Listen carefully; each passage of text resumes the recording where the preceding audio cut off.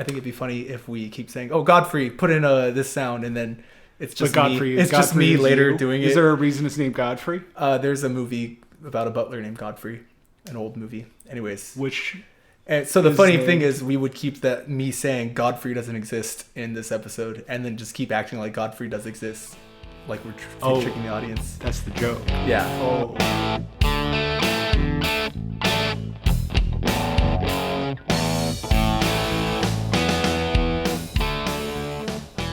Hey listeners, I'm Gideon. I'm Andrew. And this is the TV Pilot Podcast. So this is our podcast, the TV Pilot Podcast. Name pending. We started this because we both really like sitcoms. We really like television. And specifically, we really like pilots of TV shows. So we're going to watch pilots, and we're going to talk about pilots, and then we're going to fly a plane. For those that don't know, television pilots are the first episodes made of sitcom television shows usually, or maybe dramas. But they are the first episodes made to sell the show to producers, to connect the creatives with the people who actually have the money to make television shows. They're usually a little bit different from the rest of the episodes in the first season because of they were made separately. We thought this would be a good idea just because there are plenty of podcasts about TV in general and about specific shows. Like, this isn't the Always Sunny podcast. This is us two guys watching TV. Just any show. And I want to say we are doing real shallow dives here. Yes. First episodes only. No, we'll do some comparisons with the rest of the show, but the majority of us talking will be about the episode. That's the interesting part. That's the interesting part. We don't give a shit about what happens to the rest of the of the episodes.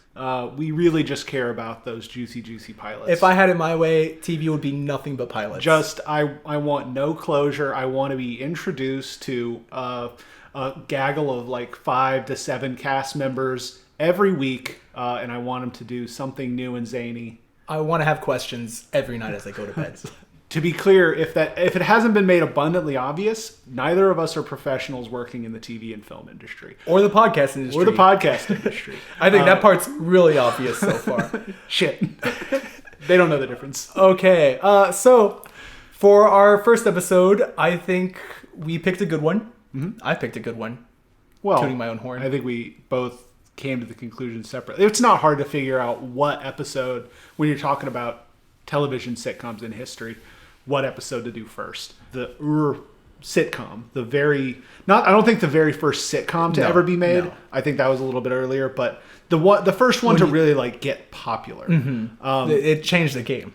And already, like, as I'm saying it, like, for sure people know what I'm talking about. Yeah, I imagine some of y'all know exactly what it might be in the title of the podcast when we release it. We don't know. We're just starting doing this. You want to say it? So I thought why not start with not the OG, but pretty much the OG when, you talk about sitcoms. The first one anyone cares about. The first one that people think about is, I Love Lucy. I Love Lucy. Yeah. Do you? I think I love I Love Lucy. I think I do. After watching She's Alright. Yeah. In a podcast. That's a wrap, guys. Yep. Cool. Godfrey, pack it up. We can go home now. Yeah, good job. Thank you, Godfrey. He's telling us to keep going, so we're just going to keep talking. Maybe we should talk about the pilot. So, we picked I Love Lucy, as we said. It's the original. It changed TV. It changed sitcoms. It changed how they did sitcoms. There weren't a lot beforehand, but the part of the way this is going to work, we will separately watch the episode, and then we're going to kind of do research on the rest of the series, on the showrunners or the actors before and after, and just kind of get some talking points so that we give a general sense of not just the pilot. We will talk about the pilot, but affects the differences between the pilot and the show, and just anything interesting that we've found, pretty much, I think. Yeah. There's a lot interesting with I Love Lucy because as we've said many times, it was the sort of first sitcom that people will recognize as a sitcom.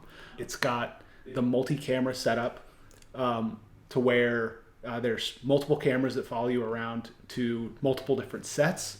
and the actors move from set to set. It was one of the first ones, I believe, to be filmed in front of a live studio audience. So, from my research, so back before I Love Lucy, the way they did television, sitcoms, I think in general television, is it would be live from the East Coast because the majority of televisions were on the East Coast.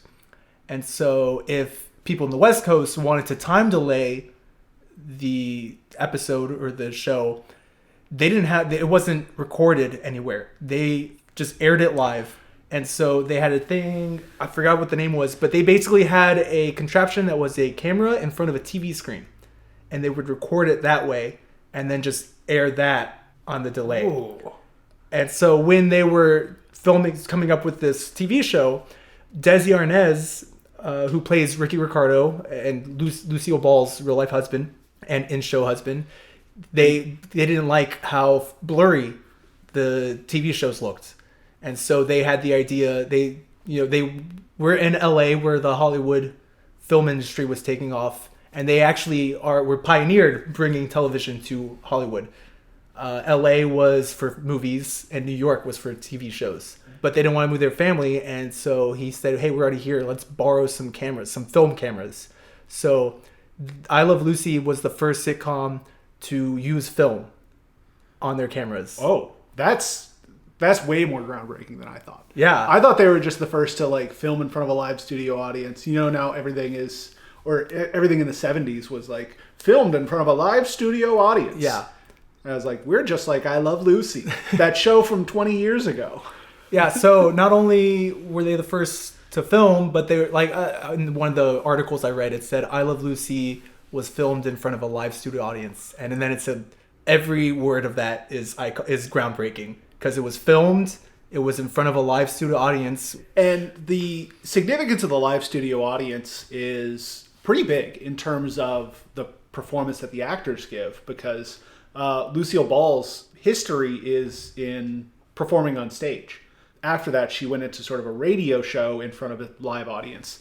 And you can kind of see in the first episode that she plays to that audience. She's a very grandiose, like, theater actor. Mm-hmm. Yeah, and honestly, it was the perfect time for a show like this because TV started really getting footholds in Americana. TV was invented in the early 20s, but it was like most new things, it was too expensive for the common household. And it was around the late 30s that they started developing it a little better for the everyday man. But then the World War II hit. The World War II? Yeah. Because of the war, people were fighting and didn't have time for television. And so that late 40s, early 50s is right when people started buying TVs and tuning in. The post-war baby boom. People just needed a place to park their bratty kids in front of so they could go out to the Copacabana and really enjoy life. And there were a lot of sitcoms that were, like I Love Lucy, kind of derived from radio sketch shows. Mm-hmm. Like the Jack Benny Show was a sketch comedy with situational comedy elements to it. And then one of the very first ones, Fibber McGee and Molly, is your standard married couple sitcom. Except one thing I Love Lucy did different was that Lucy was Lucy, Mm-hmm. She wasn't the yes sir, do as I'm told wife. She was trying to get a job. She was being loud.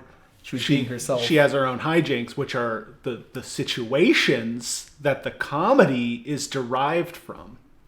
How's that for research? I Love Lucy in particular came from one of these radio shows, which was Lucille Ball's own show that she did with not Desi Arnaz, with a different actor. I forget his name.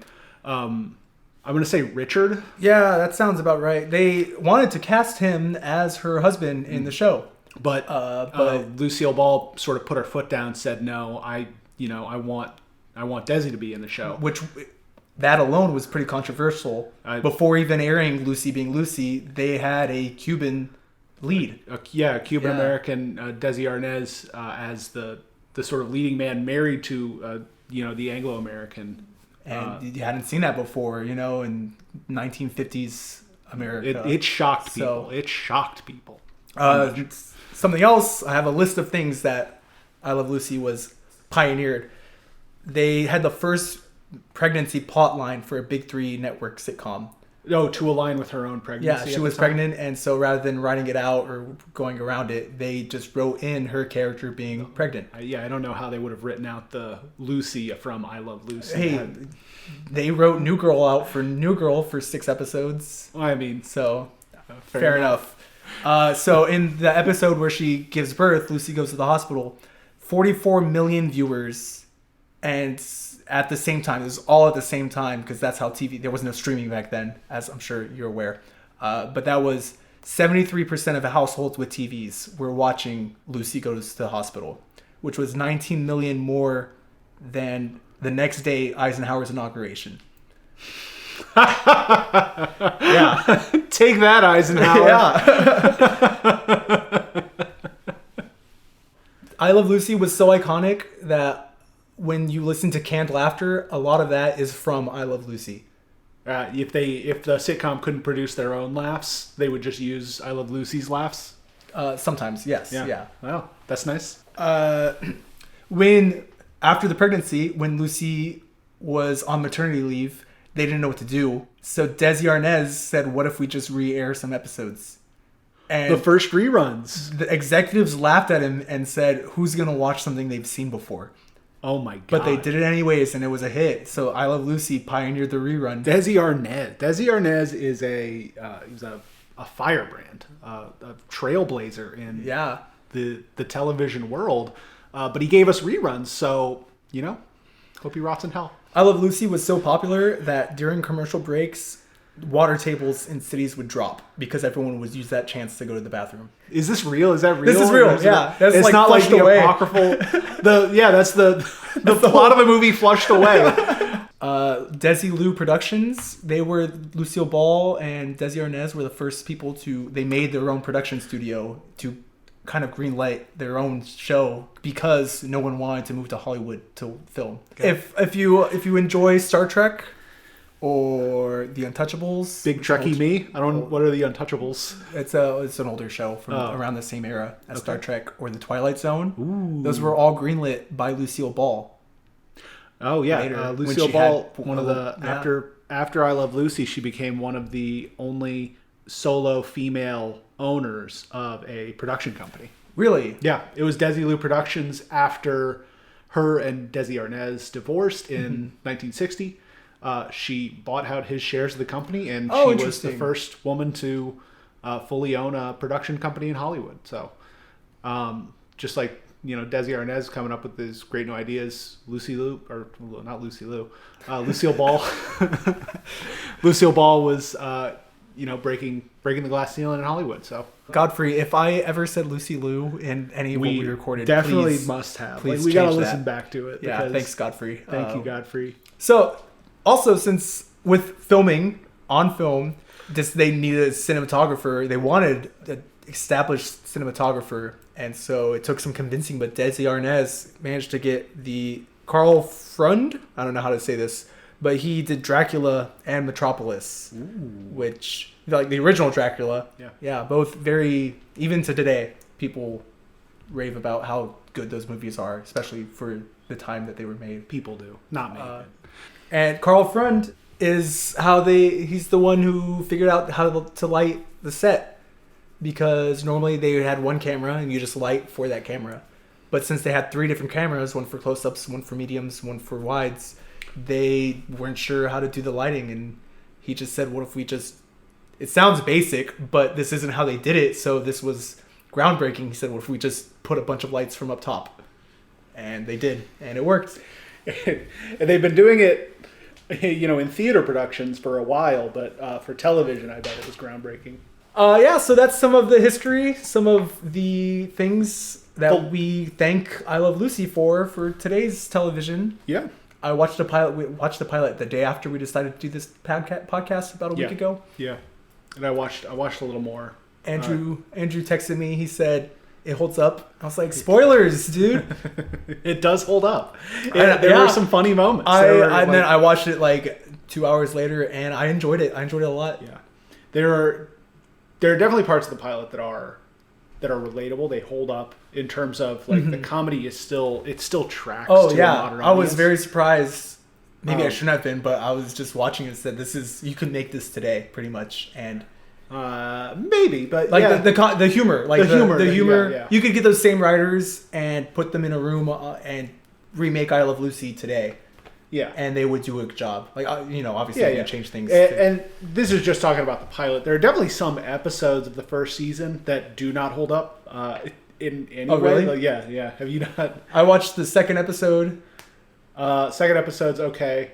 I just picked like the 13th or 17th episode of the first season. I'm thinking of, I think 4. 4 doesn't really hold up, and probably 3 as well. I don't think you can make the same plot. But that's going to happen with something made 70 years ago. Oh, 70 years ago. Wow. Yeah. That's weird to think about. But so let's talk about the first episode. I thoroughly enjoyed it. I was laughing at most of the jokes. Well, I busted a gut like twice. During what part specifically? That's a great question. Let's talk about the plot. Let's talk about the plot of the first episode. Get everyone centered. Plot of the first episode. You open on Lucy and Ethel in the kitchen. Iconic. Lucy and Ethel. I thought you were talking about women in the kitchen. That's not Godfrey.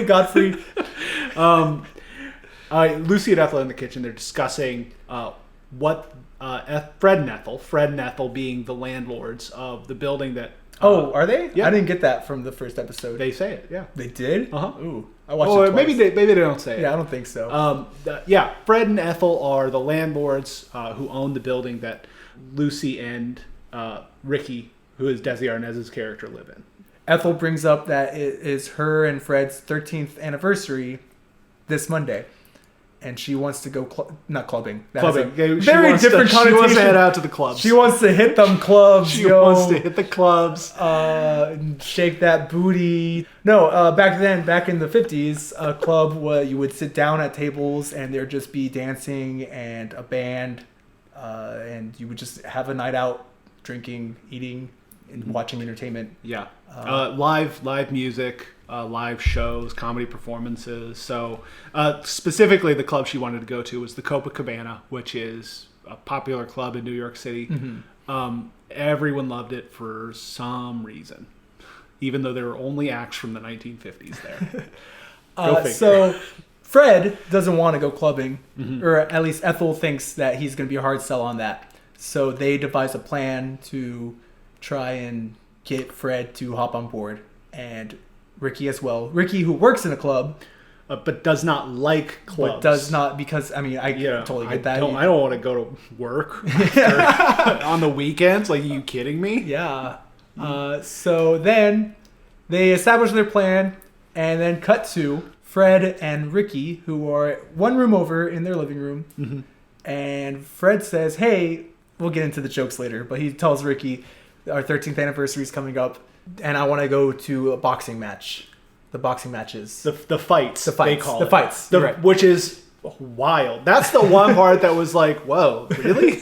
It was the 50s, man. It's the 50s.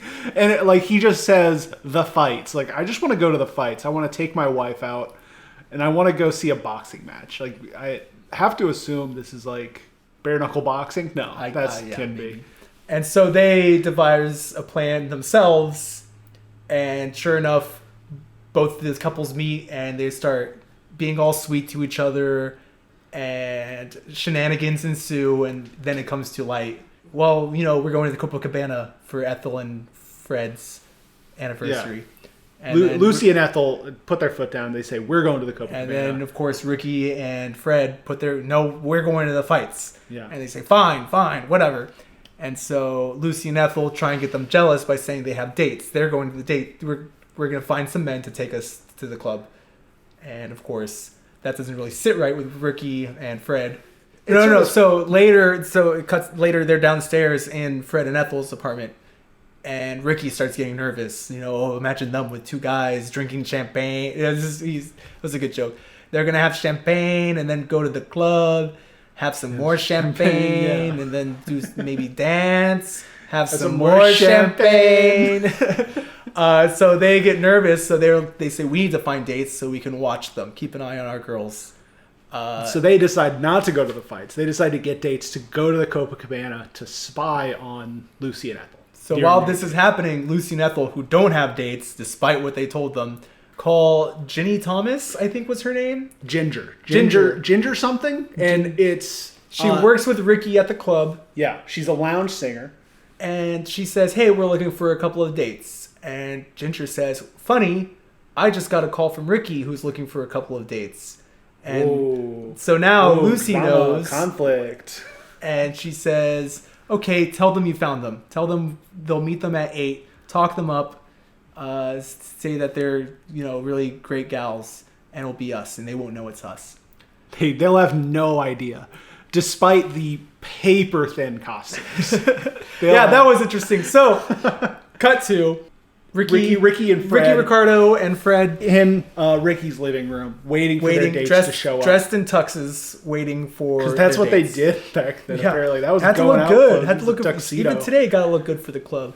So then there's a knock on the door, and they open it, and it's Ethel and Lucy in not great disguises, looking like hillbillies. Yeah. They dressed up as the Beverly Hillbillies. I don't know if this was airing at that time. No, God, no. No, it was way before the Beverly Hillbillies. But it was definitely like...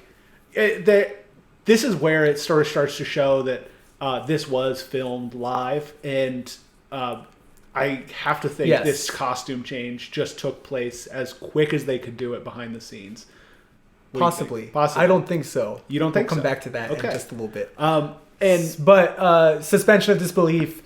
Ricky and Fred don't recognize them. Yeah. And they're like, no, because Lucy's got her teeth blacked out. She's dressed in, I think, overalls. Or no, she's in a floofy dress and braided hair. Ethel is holding an umbrella and making weird faces and has old, I guess a wig, an old lady wig. And so he's like, oh, no, we're staying in. What are you talking about? And, of course, Lucy just barges in and starts trying to kiss Ricky and acting, just being ridiculous and hilarious, honestly. And that's another thing where, she's playing to the audience here. Oh, yes. That's this scene, you could tell. Really tell, she convinces Ricky to sing a song, play the guitar and sing a song, and at a certain point, her and Ethel start doing a choreographed dance together, just a little bit. But the crowd is loving it, and you can just tell that they are having the time of their lives. Mm-hmm. And it's very, it feels like they let it go on a little longer, and they just told Lucy to kind of, ham it up. Yeah. And you really see her sort of comedic chops in this. And so then, of course, Lucy knows where they keep the cigarettes, which Ricky finds suspicious, and him and Fred go to the kitchen. That was another thing that was the only thing that was this was made in a different time period. Yeah. Earlier, when they were all together talking about this, they were like, oh, let's just go for a cigarette. Who wants a cigarette? And they all pulled out cigarettes. They all pulled out lighters. Yeah. And they tried and light each other's cigarettes, being nice to each other. And they did the same thing. Now they're like, Ricky's instead of getting kissed by this horrible bog witch that Lucille Ball is disguised as. He's like, I'm going to have a cigarette instead. And they pick up the same carton and, it's empty. So they go, Lucille Ball says, I know where they are. And she goes and gets them. Yeah. And that tips off Ricky, and he tells Fred in the kitchen, he says, you know who those horrible women are? That's Lucy and Ethel. And Fred's like, is it? And he peeks through a window and says, oh my goodness, that is Ethel. And so they go back in and act all sweet and say, yeah, let's keep kissing, let's keep necking, whatever. And Lucy's like, whoa, what's going on? And then they hurry out because they don't want their husbands cheating on them with them, I guess. And then, bye, Lucy. Nice to meet you, Ethel. And the jig is up. And they have a good laugh. Yeah. They laugh about it, and they say, oh, we just wanted dates to keep an eye on you. We were worried.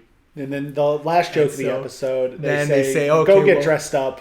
We're going out Let's tonight. Go out, yes. Let's have a good time.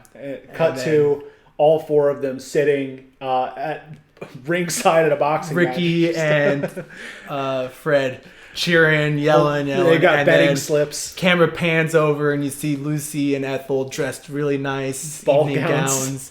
Just looking bored and upset. And that was the episode. Yeah, cut.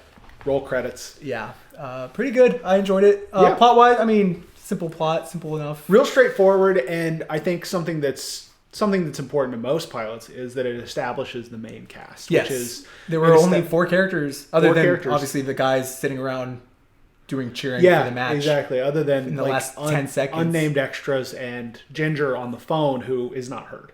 It's just the 4 of them. Yeah, and it really establishes each of their characters individually. Like it, you know what. And the exposition was never heavy-handed. I never felt like sometimes they in a pilot you'll just be like, "Hey, Andrew, my friend from college who majored in this and whatever, and how are you? What are you doing here in my house? Me being a former bartender who did that, Yeah, that's always like, why are you doing this? There, you can write better than that." It starts off with Lucy and Ethel, discussing their Ethel's upcoming anniversary, and it establishes these two are friends. They're talking about a third person who is Ethel's husband. She's married. They've been married. She brings up Ricky, and then she naturally says, "Oh, Ricky doesn't like clubs, but he works in a club. He's a band leader. Oh yeah, but he doesn't like to whatever this and that." And that it just feels natural, like they're giving you that exposition. So that's what I meant when I said it holds up. And then in terms of it being a very simple, straightforward sitcom that establishes its characters really well. And then does some good jokes. I will say the one thing that threw me off was the age gap between Ethel and Fred.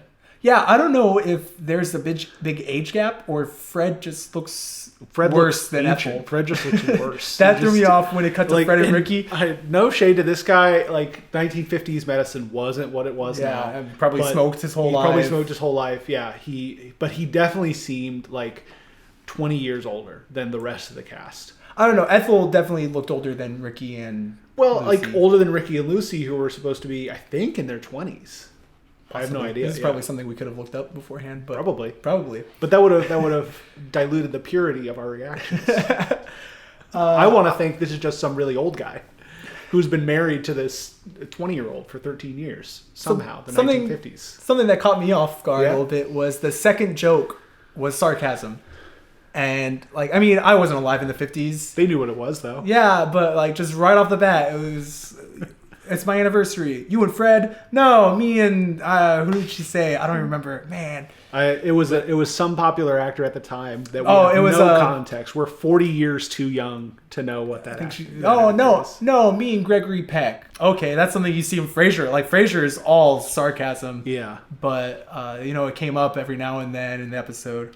And it establishes that Ricky and Lucy are a happily married couple, and Fred and Ethel are a little more established. A little more, they're a little more sick of each other. Yeah. Like when Ricky and Fred are talking about Monday, Fred introduces it by saying it's the 13th anniversary of a tragedy or something. Tragedy, like that. It's like classic I hate my wife humor.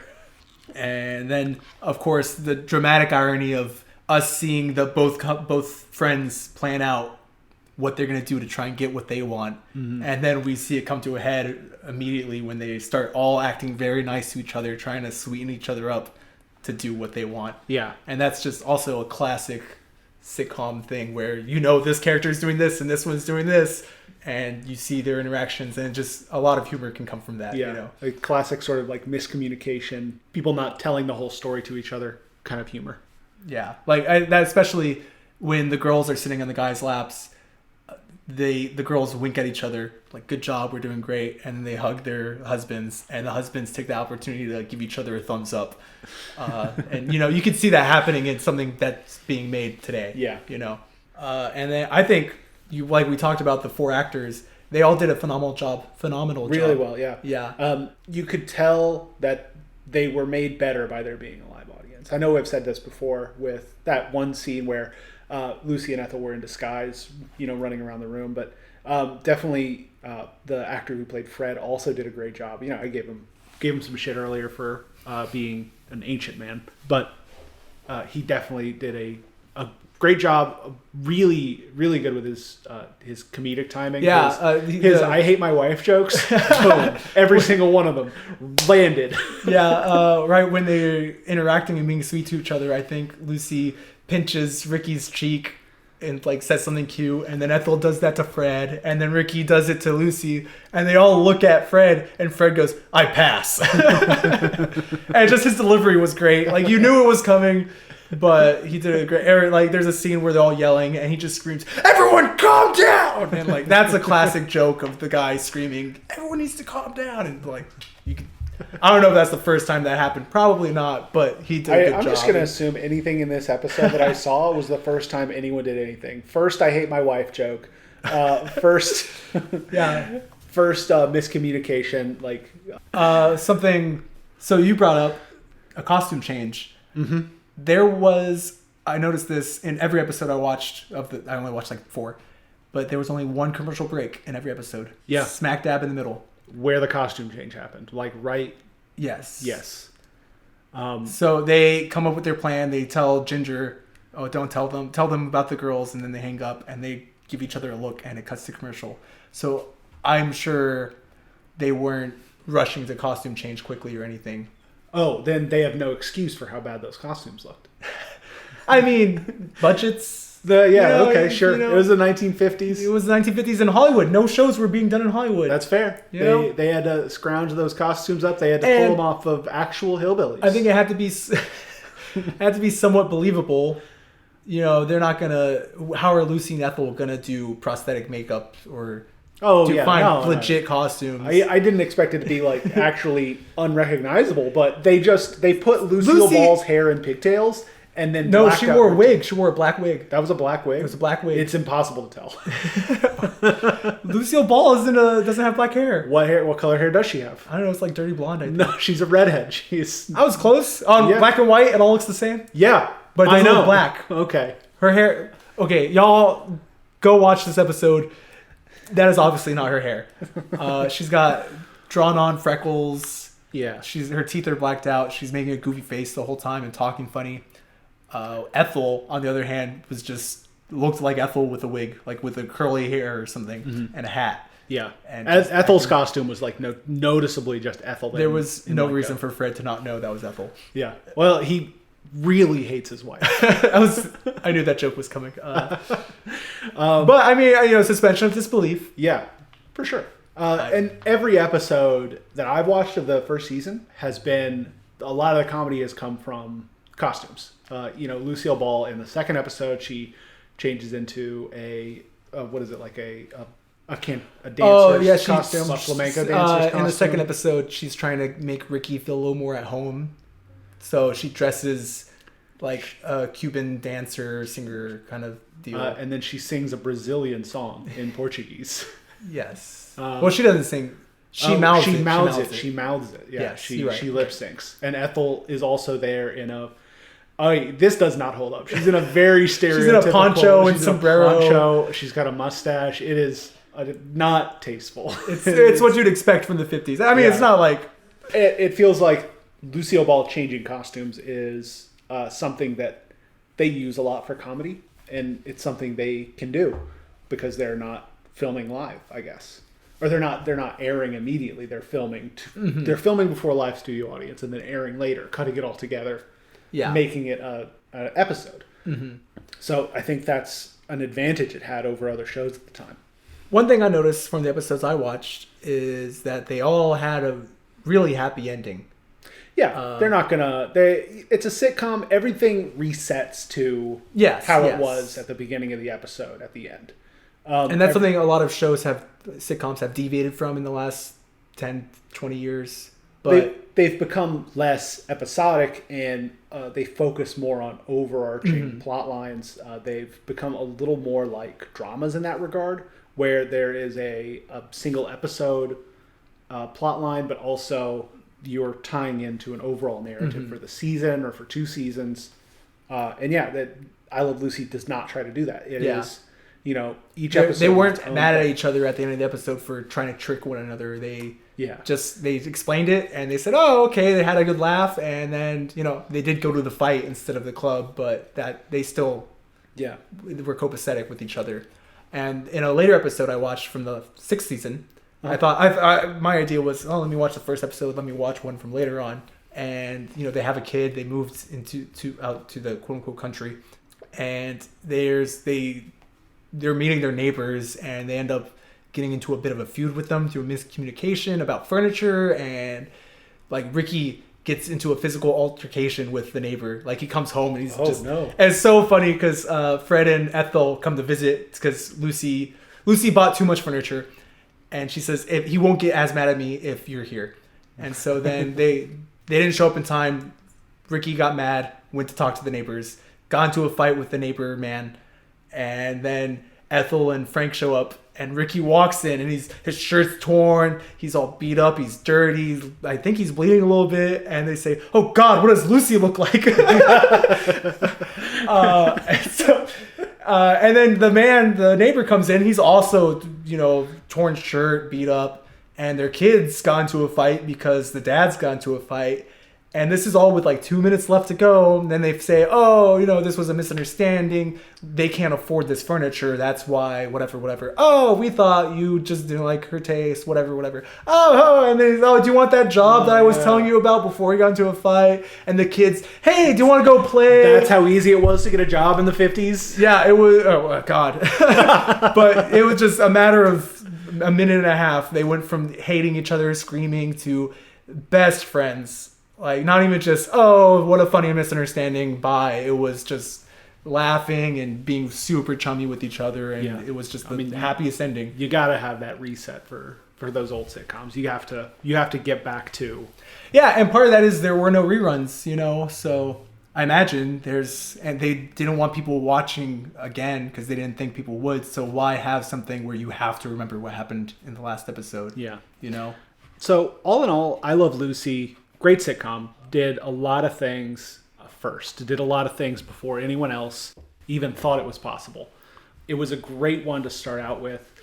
Not really a pilot in the traditional sense, just because they're not trying to I feel sell like that most show of to what anyone. we're going to watch will be what aired as the first episode. And some of them are pilots. Yeah. And even though the ones that aren't necessarily pilots, there's still things that we will be able to discuss and talk about. Yeah. There's a lot of good analysis to be had. Not from us, not here. Go to like professionals for that. We're just going to talk shit about your own podcast. Fred. Yeah, start your own podcast if you want concise, cogent analysis of television shows. But that's not what we do.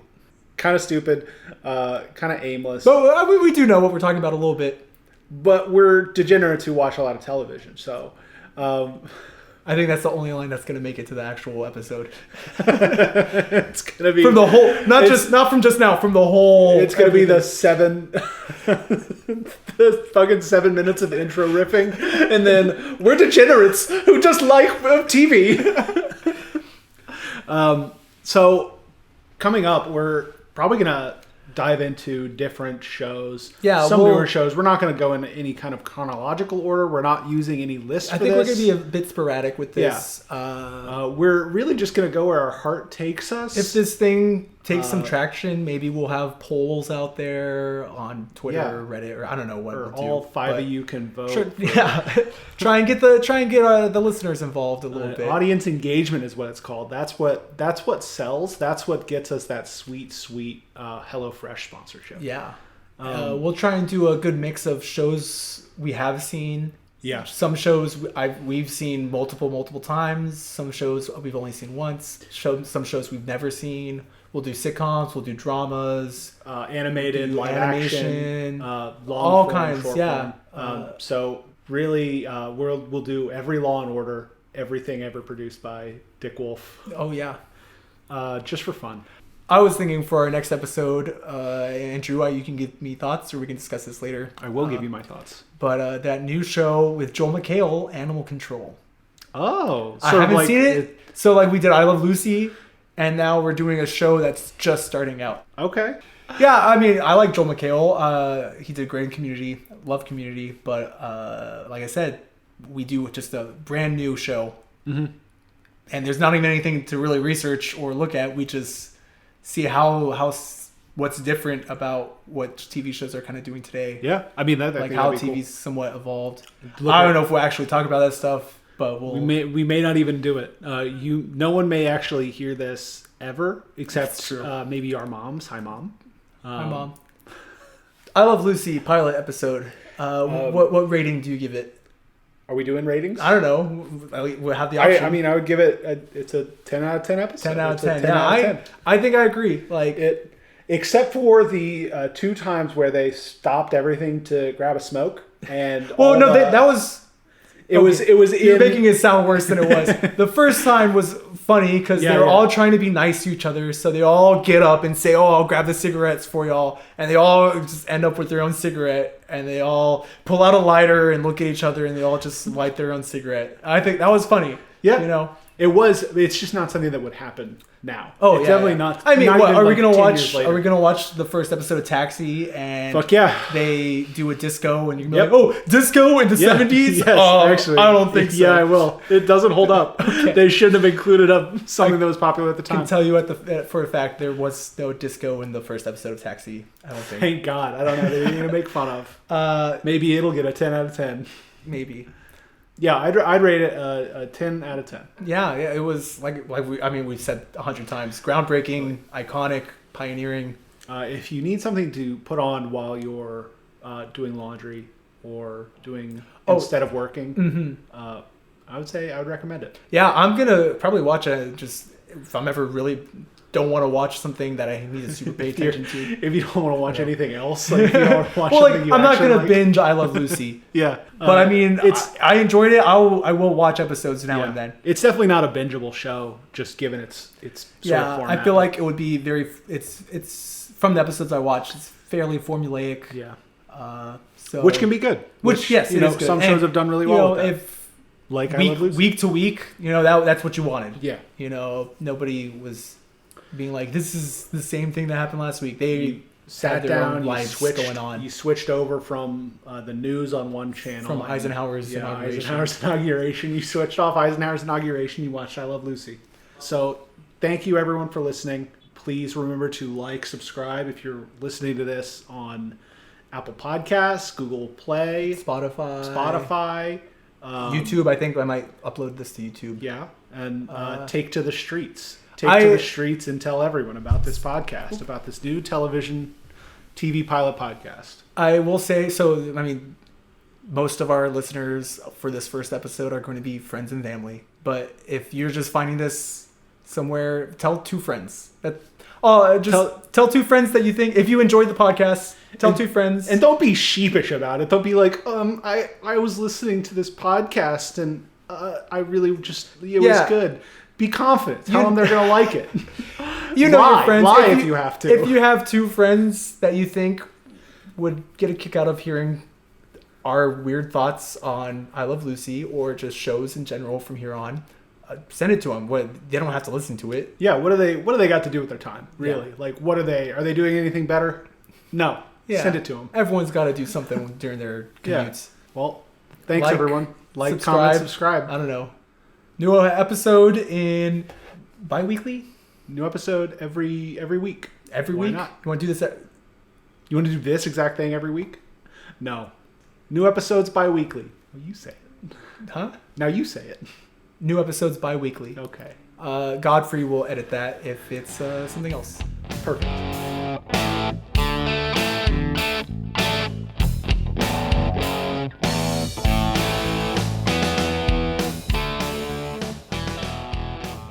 Hey guys, welcome to the TV Pilot Podcast. This is Gideon. This is Andrew. And we're your hosts for the TV Pilot Podcast. I hate myself.